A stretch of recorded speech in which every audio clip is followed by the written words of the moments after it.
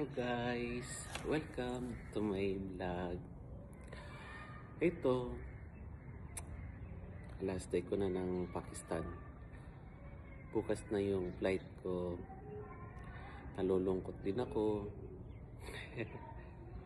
Kaya paano?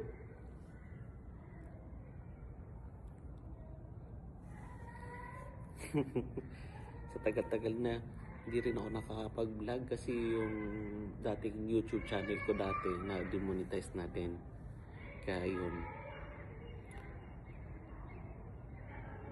ayun, nag-try din ako mag-vlog ulit kasi sinabi ni Romeo na mag-try ako vlog ulit. Kaya yun, sinubukan ko mag-vlog. Baka monetize ulit. Kaya yun, nandito ako sa rooftop. Kahit gising ko lang din, hindi ako makatulog kasi talagang nalulungkot din ako kaya paano mabait yung pamilya niya, yung lahat ng tao dito. May mga bad, may good ako na experience. Hindi naman talaga lahat ng pagkakataon puro masaya. May mga malungkot din. Hindi lahat ng pagkakataon perfecto talaga yung pupuntahan mo sa isang lugar. Diba? Masaya, diba? Diba? Samantala yung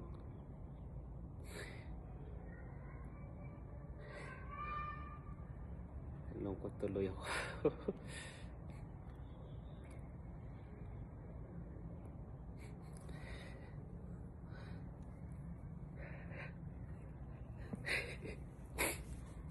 Kasi napapanood ko sila kay Toretto kung paano din sila magdrama.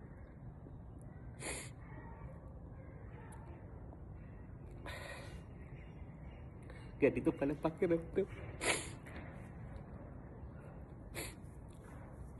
Lumabas lang ako dito kasi yung kasama ko sa kwarto tulog.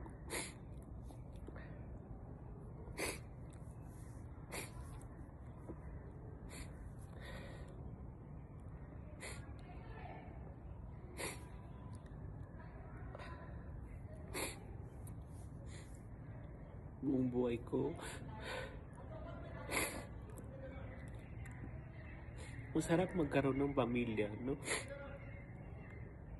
Hindi ako takot mag-isa, tumanda. Pero masaya ako na nag-iisa ako. Nabuhay ko yung sarili ko mag-isa. Ang dami nagsasabi ng mga tao na mahirap mag-isa at tumanda. Wala akong magagawa.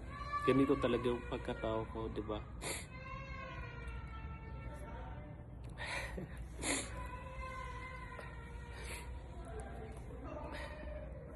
Ang hirap kasi dito, napakalamig.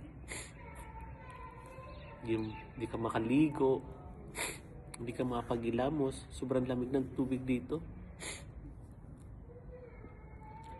Sana sa muli pagbalik ko dito sa Pakistan,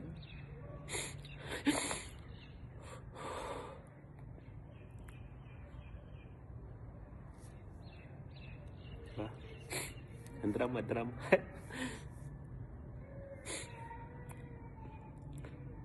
ilang beses ko na yung gusto ko kitilin yung buhay ko. Akala ko kasi hirap-hirap mabuhay sa mundo na ito. Minsan isipin mo mahirap mabuhay sa mundo na ito. Minsan isipin mo masarap din pala mabuhay.